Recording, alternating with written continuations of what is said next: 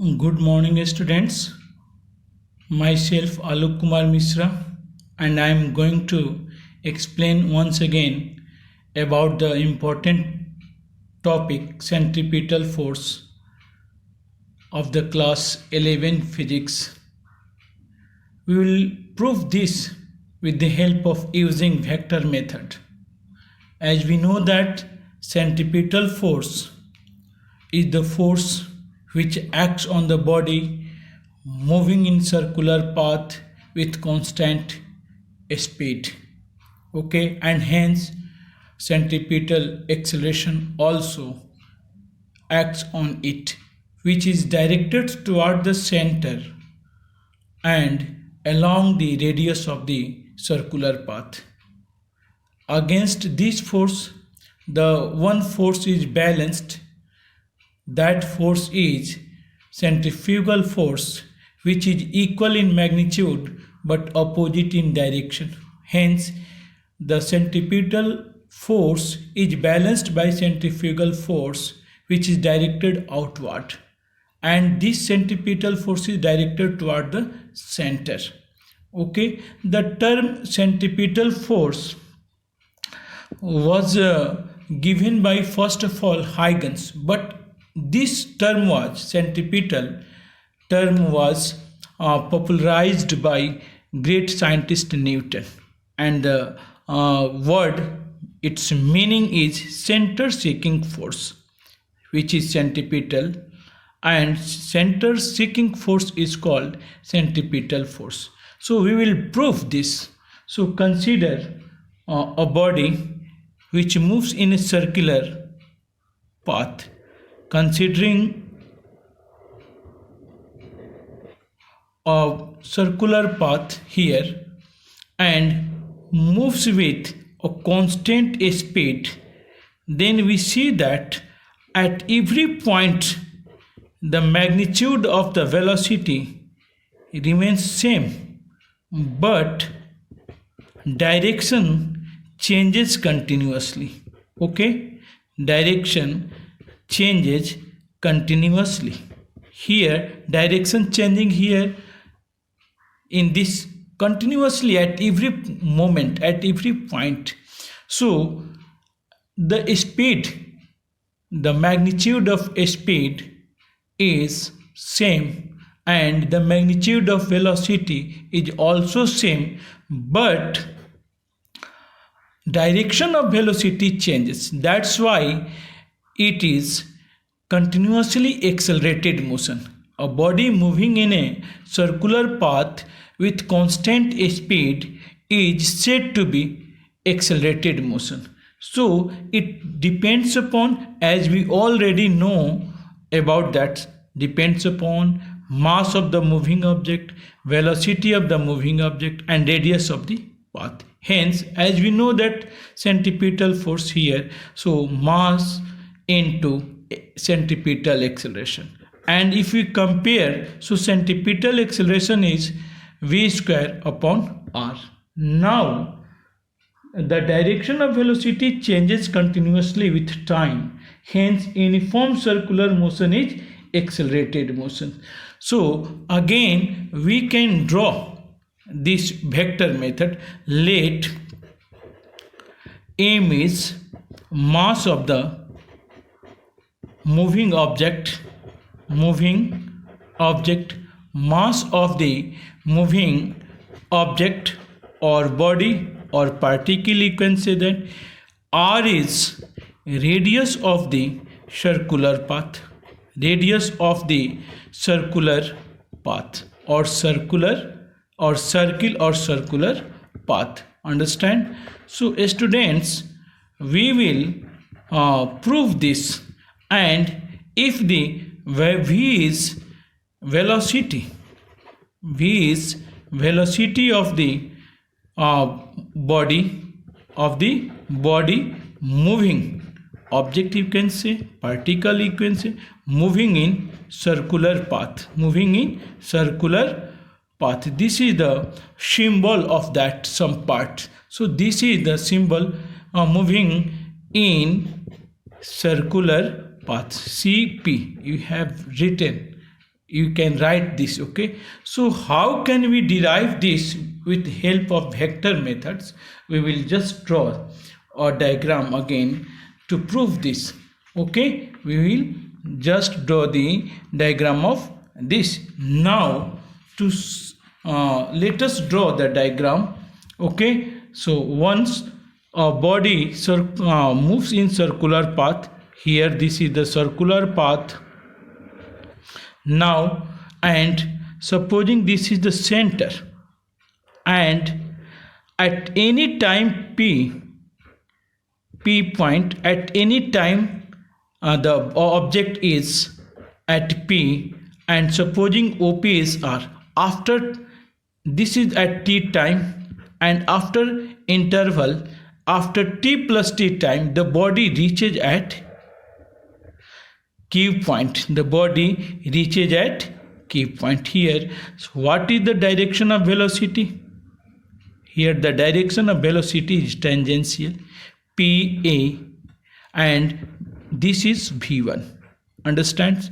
Again, after time t, the tangential should draw the tangential velocity. This is QB, and velocity is V2. Now, and OP is, this is OP, R2. Okay, and during this time interval, here T plus delta T interval, the body reaches at that point. So now it covers delta theta, the angle. So okay, here what we can see, that supposing P and Q, the shortest displacement here, the shortest displacement. Now here he can write that clearly from that OP is equal to R.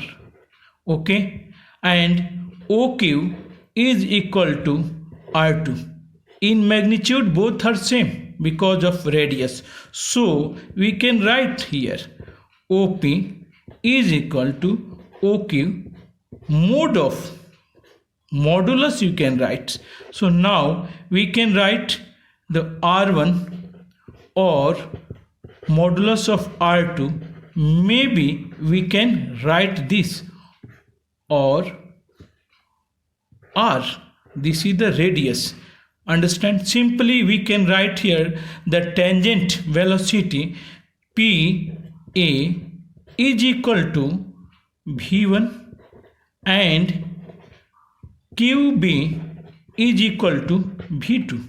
Velocity changes, but the magnitude, here the magnitude is same. So now we can write here V1, modulus of V1 is equal to modulus of V2 is modulus of V.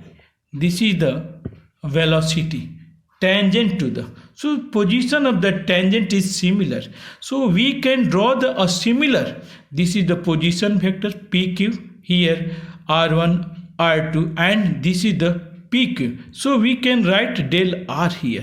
So PQ is equal to PQ is equal to del R, change in position during the interval of time del t. Now we can draw this in the term of velocity vector. P and Q are very similar. So another point, this is we can draw velocity vectors. So point P dash, supposing this is the V1, so here we can write here V1. Okay, and A dash. Now in the same interval of time, this velocity vector, this is the P dash, B dash, this is the velocity V1. Okay, V1 here and V2 this. During this interval of time, again it makes, so this is the velocity vector. Now what we can do? So A1 and B1, this is the A1 to B1, this is the change in velocity. So similar to this is equation 1. Okay, we draw, let us draw a velocity, change in velocity. Let us draw change in velocity vector with the help of velocity vector with the help of vector diagram, with the help of vector diagram. So we can see that vector diagram. Now this is the velocity vector diagram. These are the similar to each others. P1 dash A at T position. After T, P1 B dash, it reaches at B at T plus delta T. So during interval T, this is the change in velocity we can find. So here we can write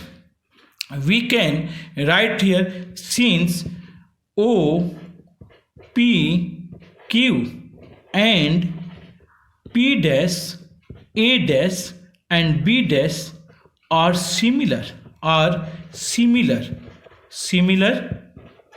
triangle with using law of vector we can equate now. So come to this point. So how can you equate? Just see there.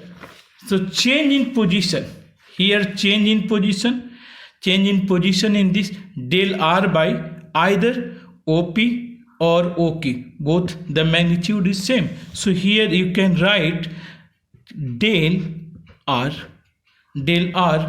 by R. So magnitude of the del R, can write this is the PQ. This is PQ by any object, any point OP or OQ you can take. Now this is again here A dash B dash, either P dash A dash, P dash or A dash, or P dash or B dash. Similarly, so here A dash B dash is what we see, that delta V. Now either V1 or V2. So mode V1 or V2, you can take this in these forms.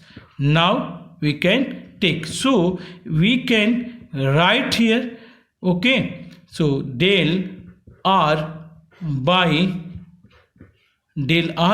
R is equal to del V by V. This is the, okay. So now what is the value of del V? Del V is equal to mode of del V is equal to, just try to solve that. Okay, so V into del R by upon R. This is the formula after solving that using. Okay, now how can we this use? So delta V is equal to, using, we have just used these things. Okay, we have just used that. So देखिए once again in triangle P dash A dash plus A dash B dash is equal to P dash B dash. So A dash B dash is equal to P dash B dash from the triangle. This is the triangle. So now P dash A dash. So this is the delta V. So in place of that we have to write this. So V2 minus V1. Okay, so change in velocity. This is change in velocity by using vector methods, using vector, using law of vector. Okay, understands students? So now, so this is that parts. So again we have to divide this by a small interval of time. Due to again we can write this del V by del T. Just see here, and V del R by R del T. Is any change? No, there is no change because we have divided.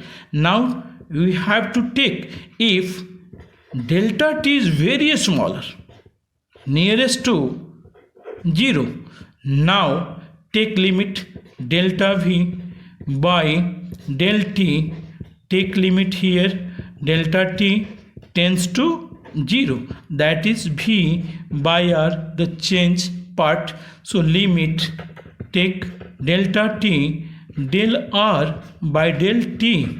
Okay, this is the value. And now what is this? This is the acceleration.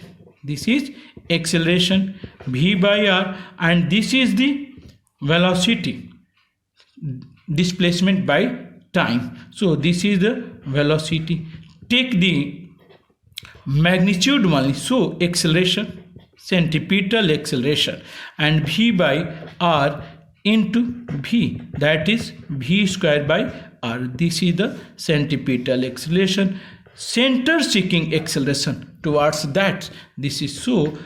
Hence, centripetal force F is equal to Fc is equal to m into AC. Now put the value of that. So V square by R. This is the perfect expression of the centripetal force proved by the use of vector method. By the use of vector method. Okay, and this magnitude is equal to the centrifugal force which is away from the center. So magnitude is same. Okay, so that's okay. I hope that this will help you to understand the concept of centripetal force with the help of vector method, and helps the helps to solving various problem regarding centripetal force and centrifugal force. Thank you. Okay, thanks. Okay.